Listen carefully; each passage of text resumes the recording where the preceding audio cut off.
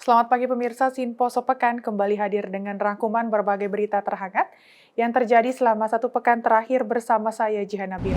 Presiden Joko Widodo anugerahkan pangkat istimewa kepada Prabowo Subianto. Rapim TNI Polri, Panglima TNI akan bentuk Koops HBMA tangani konflik Papua. 2 pekan jelang Ramadan, harga bahan pokok di Pasar Bogor mengalami kenaikan. Berikut Sinpo Sepekan selengkapnya.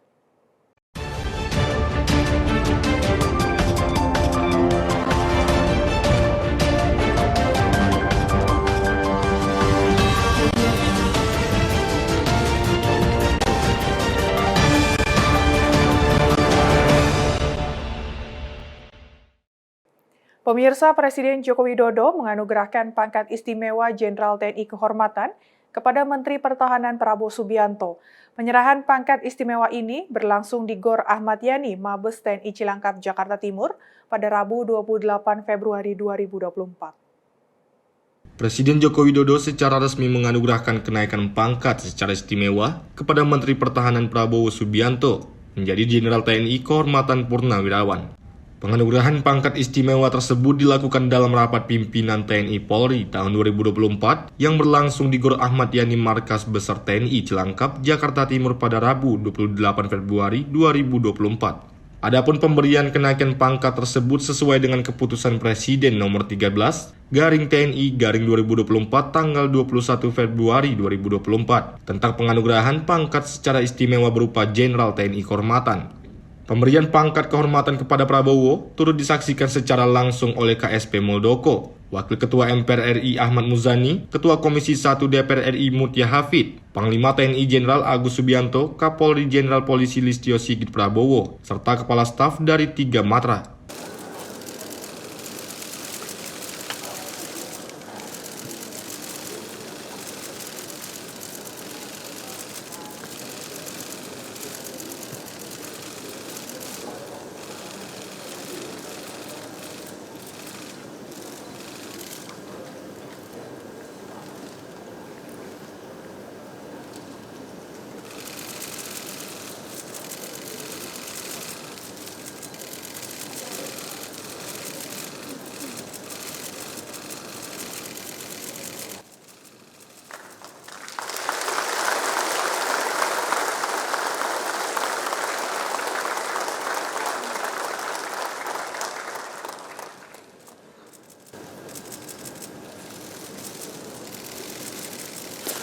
Dari Jakarta, Jihan Nabila, Rona Bayu, Sinpo TV melaporkan. Presiden Joko Widodo menyampaikan bahwa pemberian kenaikan pangkat istimewa Jenderal TNI Kehormatan kepada Prabowo Subianto berdasarkan usulan dari Panglima TNI Jenderal TNI Agus Subianto. Jokowi menjelaskan anugerah tersebut diberikan atas jasa Prabowo di bidang pertahanan. Presiden Joko Widodo mengungkapkan alasannya menganugerahkan kenaikan pangkat istimewa Jenderal TNI Kehormatan kepada Menteri Pertahanan Prabowo Subianto. Jokowi menyebut bahwa penganugerahan pangkat istimewa kehormatan merupakan usulan dari Panglima TNI Jenderal TNI Agus Subianto. Jokowi mengatakan anugerah tersebut diberikan atas jasa-jasa Prabowo di bidang pertahanan sehingga memberikan kontribusi bagi kemajuan TNI dan kemajuan negara. Jokowi menjelaskan pemberian anugerah istimewa ini telah melalui verifikasi dari Dewan Gelar, Tanda Jasa, dan Tanda Kehormatan sesuai dengan Undang-Undang Nomor 20 Tahun 2009. Lebih lanjut, Jokowi menuturkan bahwa pada tahun 2022, Prabowo juga sudah menerima anugerah yakni Bintang Yuda Dharma Utama. Supaya kita tahu semuanya bahwa tahun 2022, Bapak Prabowo Subianto ini sudah menerima anugerah yang namanya Bintang Yuda Dharma Utama atas jasa-jasanya di bidang pertahanan sehingga memberikan kontribusi yang luar biasa bagi kemajuan TNI dan kemajuan negara. Dan pemberian anugerah tersebut ini telah melalui verifikasi dari Dewan Gelar, Tanda Jasa, dan Tanda Kehormatan. Dan implikasi dari penerimaan anugerah bintang tersebut ini sesuai dengan Undang-Undang Nomor 20 Tahun 2029. Kemudian Panglima TNI mengusulkan agar Pak Prabowo diberikan pengangkatan dan kenaikan pangkat secara istimewa. Jadi semuanya memang berangkat dari bawah. Berdasarkan usulan Panglima TNI, saya menyetujui untuk memberikan kenaikan pangkat secara istimewa berupa Jenderal TNI kehormatan. Dari Jakarta, Jihan Nabila, Rona Bayu, Sinpo TV melaporkan. Usai dianugerahkan oleh Presiden Joko Widodo pangkat istimewa Jenderal TNI Kehormatan, Prabowo Subianto bersama Panglima TNI Jenderal Agus Subianto, Kapolri dan juga Kepala Staf 3 Matra menaiki kendaraan taktis untuk mengecek secara langsung alutsista di Mabes TNI Cilangkap, Jakarta Timur. Menteri Pertahanan Prabowo Subianto bersama Panglima TNI Jenderal Agus Subianto, Kapolri dan Kepala Staf 3 Matra menaiki kendaraan taktis untuk mengecek secara langsung alutsista.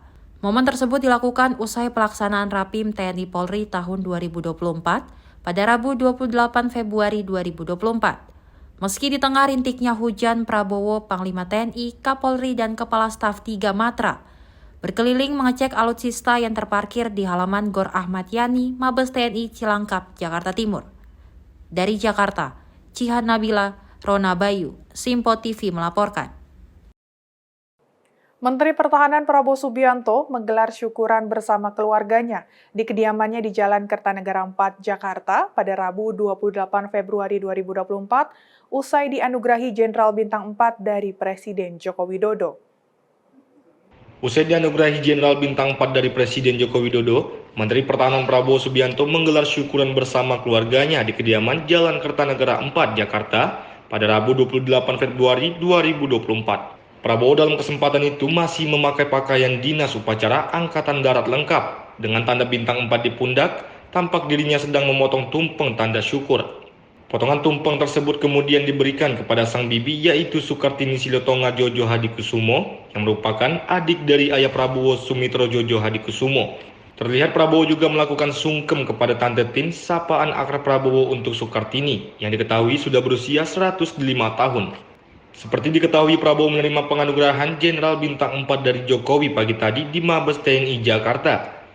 Jokowi memberikan kenaikan pangkat secara istimewa kepada Prabowo sesuai dengan Kepres nomor 13 garing TNI garing tahun 2024 tanggal 21 Februari 2024.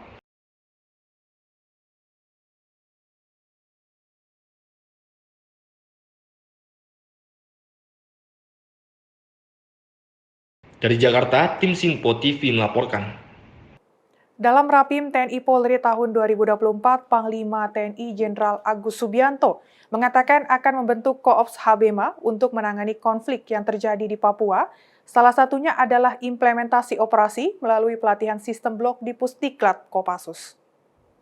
Panglima TNI Jenderal Agus Subianto menyampaikan akan membentuk Korps Habema atau harus berhasil maksimal untuk menangani konflik di Papua. Hal itu disampaikan Panglima TNI Jenderal Agus Subianto dalam rapat pimpinan TNI Polri 2024 yang digelar di Gor Ahmad Yani Mabes TNI Cilangkap, Jakarta Timur Rabu 28 Februari 2024. Agus mengatakan dalam operasi tersebut pihaknya akan mengedepankan strategi smart power. Agus menjelaskan bahwa Korps Habema akan dilatih untuk meningkatkan kemampuan individu dan latihan secara satuan di Pusdiklat Komando Pasukan Khusus atau Kopassus. TNI telah meningkatkan kemampuan individu dan satuan melalui siklus latihan sistem blok yang diikuti dengan penyiapan latihan secara terpusat di Pusdiklat Kopassus.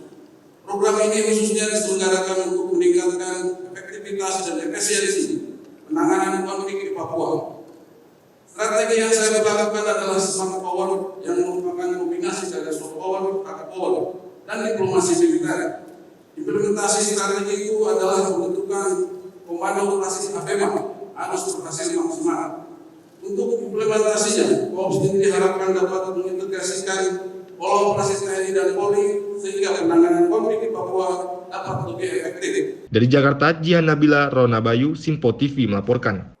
Dalam Rapim Polri tahun 2024, Kapolri Jenderal Polisi Listio Sigit Prabowo menyampaikan arahannya yakni salah satunya adalah kesiapan anggota kepolisian dalam mengawal agenda nasional maupun internasional yang akan berlangsung selama tahun 2024. Kapolri Jenderal Polisi Listio Sigit Prabowo memimpin acara rapat pimpinan Polri 2024 yang digelar di Gedung Tribrata, Jakarta Selatan pada Kamis 29 Februari 2024. Kapolri menyampaikan kesiapan anggota kepolisian dalam mengawal agenda nasional maupun internasional. Mulai dari tahapan pemilu yang masih berjalan, kesiapan pengamanan bulan Ramadan hingga Idul Fitri.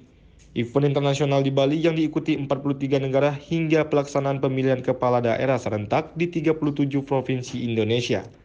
Tak hanya itu, Kapolri juga mengingatkan di tengah pemilu yang masih berjalan, masyarakat harus tetap memegang teguh persatuan dan kesatuan dan tetap menghargai perbedaan demi mencegah terjadinya polarisasi. Jadi hari ini adalah rangkaian dari kegiatan Rapim TNI Polri yang kemarin telah dibuka oleh Bapak Presiden di Cikaangkat, dan kemudian tentunya masing-masing melanjutkan kita melaksanakan Rapim Polri untuk menindaklanjuti beberapa direktif dari Bapak Presiden. Tentunya juga dihadapkan dengan kalender Kamtibmas kita sendiri, di mana saat ini kita sedang masuk di tahapan inti Pilpres. Namun di sisi lain kita juga tetap memiliki tugas-tugas pokok yang harus kita kawal dan kita jaga. Karena sebentar lagi kita akan masuk di bulan Ramadan, yang sebentar lagi di bulan Maret ini juga membutuhkan perhatian khusus karena akan terjadi pergerakan mudik yang sangat besar, yang tentunya juga harus mampu kita amankan, di samping tentunya wilayah-wilayah tinggalkan pemudik di tengah situasi kita menghadapi situasi pemilu. Kemudian setelah itu kita juga akan menghadapi event internasional di Bali yang dihadiri oleh 43 negara, dan ini juga memerlukan perhatian khusus, memastikan pengamanan juga berjalan dengan baik. Dan kemudian setelah itu kita akan menghadapi pilkada serentak di semua daerah, karena ada 37 provinsi yang harus melaksanakan kegiatan, kemudian juga kabupatennya, dan ini semuanya tentu butuh kesiapan dari Polri khususnya sebagai penanggung jawab Kamtibmas. Dari Jakarta, tim Sinpo TV melaporkan. Kepala Staf Angkatan Darat Jenderal TNI Maruli Simanjuntak memimpin Rapim TNI Angkatan Darat yang berlangsung di Balai Kartini, Jakarta pada Kamis 29 Februari 2024. Dalam Rapim TNI Angkatan Darat tersebut, Jenderal Maruli menyampaikan dan mengingatkan kepada seluruh jajarannya untuk dapat mempertahankan kepercayaan publik. Rapim TNI Angkatan Darat dipimpin langsung oleh Kepala Staf Angkatan Darat Jenderal TNI Maruli Simanjuntak yang digelar di Balai Kartini, Kuningan, Jakarta Selatan pada Kamis 29 Februari 2024. Jenderal Maruli menyampaikan dari salah satu hasil survei terkait tingkat kepercayaan masyarakat kepada lembaga Indonesia, bahwa TNI berada di posisi pertama dengan nilai 91% versi Indikator Politik Indonesia periode 30 Desember 2023 hingga 6 Januari 2024. Jenderal Maruli meyakini TNI mampu mempertahankan kepercayaan publik dan mengingatkan kepada seluruh anggota untuk berpegang pada fungsi utama TNI. Tak hanya itu, Jenderal Maruli juga meminta kepada anggota TNI Angkatan Darat untuk tidak lengah dengan setiap ancaman yang ada. Hasil dari survei, mudah-mudahan zaman kita jangan sampai menurun lah. Itu aja prinsipnya. Nanti kalau kita ngobrol-ngobrol sama anak-anak cucu kita, adik-adik tentara di mana-mana, itu zaman gue, masih enak tuh ngomongnya tuh. Kalau zamannya nanti kita menurun, ya. Tapi kalau saya lihat proses kita, kegiatan kita, saya optimis ya kita bisa bertahan lah. Kata orang survei memang 90 itu udah perfect. Karena ya sisanya yang tadi saya sampaikan, mungkin ada yang kesenggol di bis nggak bisa marah, kurang satu, ada segala macam lah hal-hal seperti itu. Jadi kalau sudah 90% sudah bagus sekali. Dari Jakarta, Jihan Nabila, Rona Bayu, Sinpo TV melaporkan. Menteri Pertahanan Prabowo Subianto menghadiri wisuda sarjana Universitas Kebangsaan Republik Indonesia atau UKRI di Transluxury Hotel Bandung, Jawa Barat. pada Kamis 29 Februari 2024. Dalam kesempatan tersebut, Prabowo menyampaikan pesan untuk ratusan wisudawan dan wisudawati agar tidak berhenti belajar agar dapat memberi kontribusi kepada negara. Menteri Pertahanan Prabowo Subianto menghadiri wisuda sarjana Universitas Kebangsaan Republik Indonesia di Trans Luxury Hotel Bandung, Jawa Barat. Prabowo mengatakan Indonesia selalu membutuhkan peran anak muda. Ia juga mendorong para wisudawan dan wisudawati untuk menjadi pemimpin yang selalu mencintai rakyat. Lebih luas, ia menilai peran pemimpin adalah salah satu faktor penting yang mempengaruhi masa depan untuk bangsa Indonesia. Oleh karena itu, ia berpesan agar melandasi setiap langkahnya dengan mengutamakan kepentingan rakyat. Saya titip sama anak-anak muda ini, ya, jadilah pemimpin yang cinta rakyat. Kita butuh anak-anak muda yang tangguh. Kita butuh anak-anak muda yang cerdas. Kita butuh anak-anak muda yang pintar. Saudara, boleh inovatif, harus kreatif, harus cari kekayaan, tidak dengan merampok uang rakyat. Kita butuh anak-anak muda sebagai calon-calon pemimpin. Dalam waktu dekat, saudara bisa saja nanti menjadi pemimpin. Mulainya pemimpin di tingkat pedesaan. Habis itu meningkat terus. Dari Bandung, Jawa Barat, tim Sinpo TV melaporkan. Masih dalam Sinpo Sepekan pemirsa, menjelang bulan Ramadan, kenaikan harga bahan pokok semakin tidak terkendali, seperti yang terjadi di Pasar Bogor, Kota Bogor, Jawa Barat. Harga beras maupun telur dan juga sayur mayur mengalami kenaikan yang cukup fantastis. Harga sejumlah bahan pokok di pasar tradisional Bogor, Kota Bogor, Jawa Barat pada Selasa pagi melonjak naik. Kenaikan paling tinggi terjadi pada komoditas sayur mayur, telur, serta beras. Kenaikan harga sembako ini memang kerap terjadi menjelang bulan suci Ramadan setiap tahun. Namun, kenaikan harga beras yang kini di kisaran 15.000 per liternya sudah terjadi sejak awal tahun 2024 ini. Saat pemerintah menggelontorkan ratusan ribu ton beras bantuan pangan setiap bulannya. Harga telur ayam dari harga 26.000 per kilogramnya kini menjadi 31.000 per kilogramnya. Sedangkan cabai merah dari 80.000 per kilogram saat ini dijual 110.000 per kilogramnya. Menurut para pedagang, kenaikan harga terjadi akibat permintaan konsumen tinggi, namun pasokan dari produsen menipis. Pedagang mengaku kesulitan untuk menaikkan harga kepada pelanggan yang berimbas turunnya penjualan. Yang paling bagus? Yang paling bagus 17 per kilo. Kalau liter 15. Kalau yang medium? Yang paling murah ini 11.500. Ini kenaikan berapa lama sih, Bang? dari mulai pokoknya dari sejak tahun baru sekitar 3 bulan. Harga beras sekarang meroket. Memang? Ya. Memang sebelumnya berapa sih standar biasanya jual? Standarnya ketengan-ketengannya standar dari 9.000 mulai bergeser 10.000. 10.000 itu lumayan bertahan agak lama. Itu yang premium. Ya, yang 12.000 itu kan udah paling bagus kalau dulu. Ini akibat apa sih, Bang, kenaikan ini? Pertama faktor cuaca panen. Beras dari petani berkumpul gitu kan, terus sedang berkurang. Jadi dikonsumsi kan karena ini bahan pokok. Penjualan gimana, Bang? Omset penjualan? Omset menurun 50%. Menurun berapa? 50%. 50%. karena kan ya semacam karena harganya meroket kan. Jadi orang-orang yang biasanya beli 10 jadi 5. Paling cabai, Pak. Cabai apa aja tuh? Jenis apa aja ya? Cabai ini, cabai merah gede ini. Cabai. Terus itu berapa per kilo? Sekarang encer per kilonya 110. Ada yang ini. Oh, sebelumnya? Sebelumnya 80, 70 rawit merah. Sekarang 60 encernya. Sebelumnya? Sebelumnya 45, 50. Cabai rawit hijau? Rawit hijau.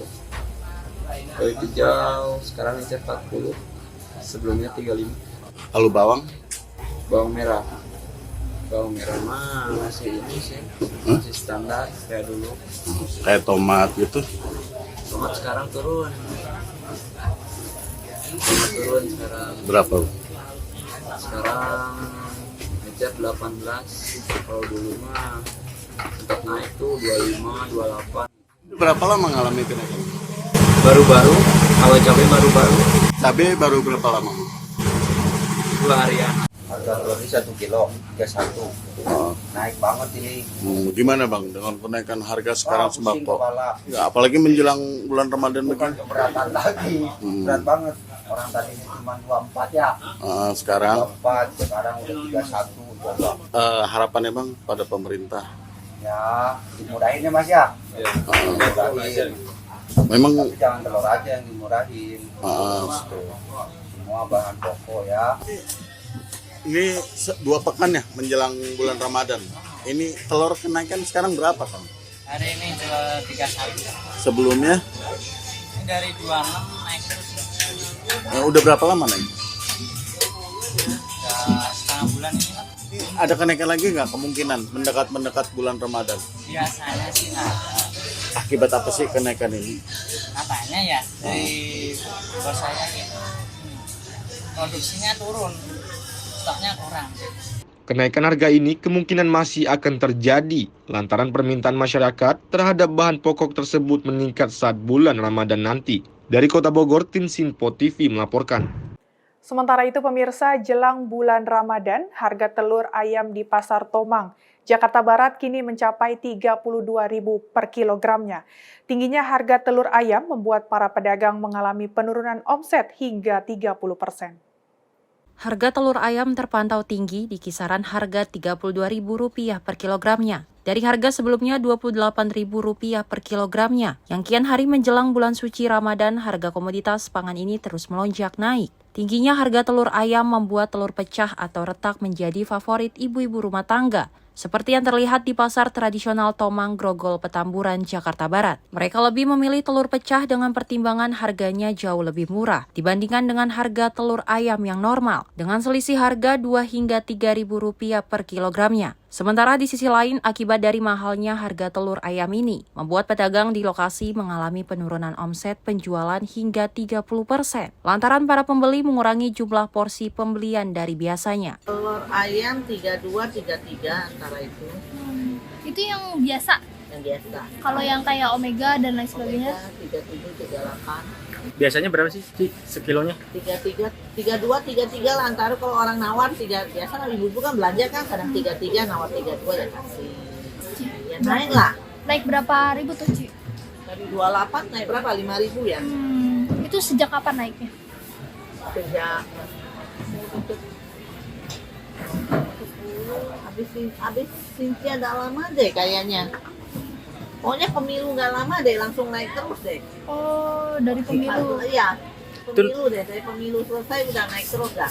Per harinya naik 1.000 gitu? Enggak, 500. Ini ada sepi ya? Ada sepi. Biasa turun berapa persen tuh, kurang lebihnya omsetnya? 30%. 30%. Sehari biasanya dapat berapa tuh? Nggak tentu ya dagang kayak begini. Bu, apa ini kan telur lagi naik nih, apa pembeli beralih ke telur pecah nggak Bu? Enggak sih. Kan kelasnya memang bukan kelas untuk telur pecah kan. Paling kurangi beli aja, biasa 2 kilo, belinya sekilo. Biasa sekilo, belinya setengah. Biasa setengah beli seperempat.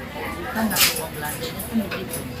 Ya setengah pecah kan karena harganya ringan sekarang, tapi aja 10.000 nggak pedes. Iya nggak, apa-apa mahal. Kalau nggak gitu kita nggak ada lebihnya kan gitu. Gimana mau ada lebihnya sih, beras aja sekilo udah 15.000. Nah, orang daerah makanya singkong mau Bu, kalau punya sawah. Bu, emang harganya yang normal sama yang pecah itu berapa sih Bu? Selisih harganya? Ya paling 1.000-2.000, tapi kalau buat ibu rumah tangga kan lumayan aja. Masyarakat berharap agar pemerintah pusat ataupun daerah dapat menstabilkan harga pangan kebutuhan pokok yang kian hari terus merangkak naik, terutama menjelang datangnya bulan suci Ramadan. Dari Jakarta, tim Sinpo TV melaporkan. The Super Mario Bros. Movie akhirnya mendongkel posisi Frozen 2 sebagai film animasi tersukses saat pemutaran perdana. Dan kini, The Super Mario Bros. Movie juga menjadi film adaptasi video game dengan pemasukan terbesar. Film animasi The Super Mario Bros. Movie meraup lebih dari $200 juta dalam 5 hari pertama pemutarannya di Amerika Utara, termasuk 146,4 juta pada akhir pekan pertamanya. Sukses Mario Brothers mengikuti pergantian tahun yang menggembirakan bagi box office dengan pemasukan film fiksi ilmiah Avatar: The Way of Water yang melampaui $2 miliar. Avatar 2 was just look spectacular, gives you an experience in cinema that no other film does.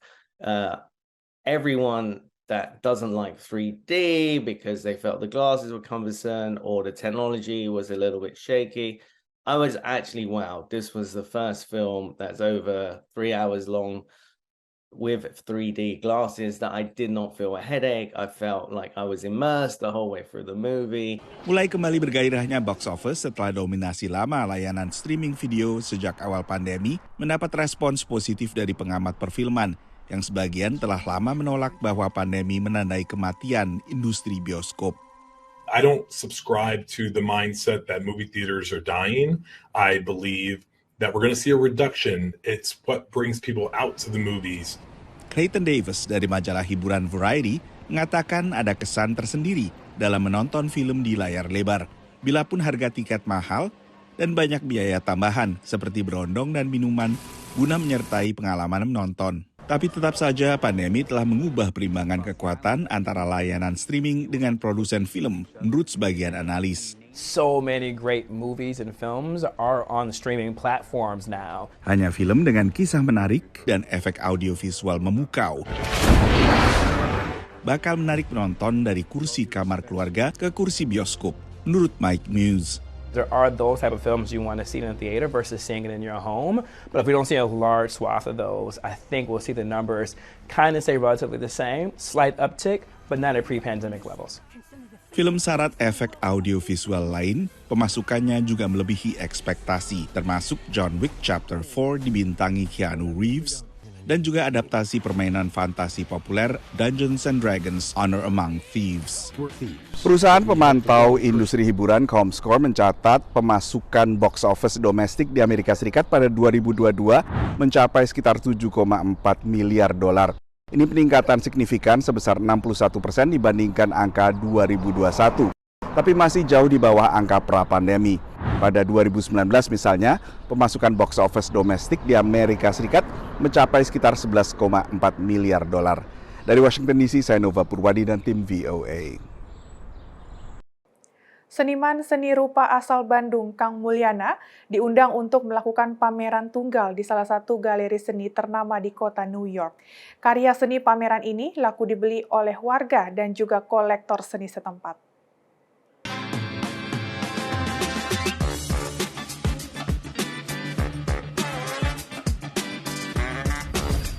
Seniman seni rupa asal Bandung, Kang Mulyana, kembali melakukan pameran tunggal di galeri seni bergengsi Sapar Contemporary, Tribeca, kota New York.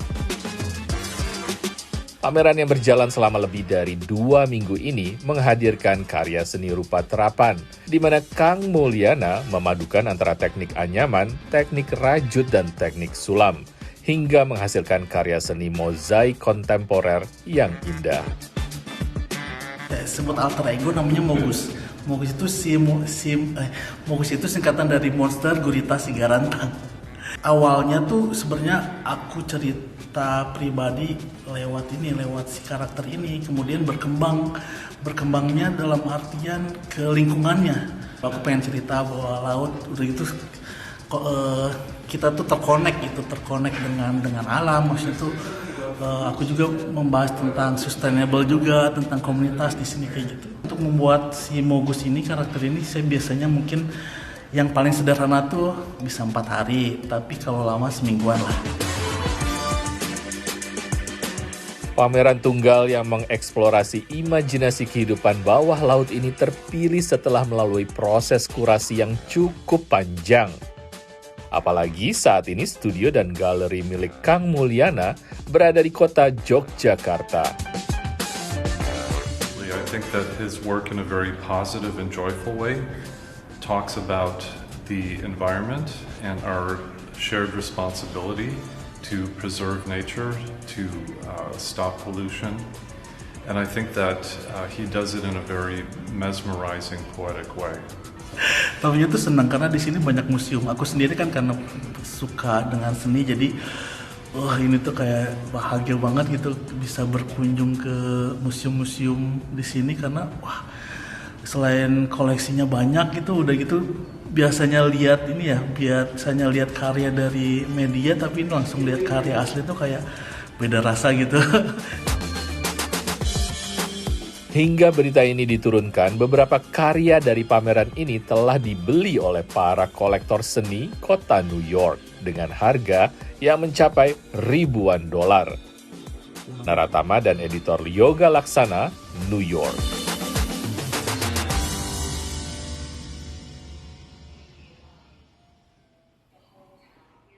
Demikian berita pilihan selama sepekan kali ini. Jangan lupa tetap saksikan juga informasi dan berbagai update berita tanah air dalam program Sinpo Pagi dan Sinpo Malam hanya di Sinpo TV.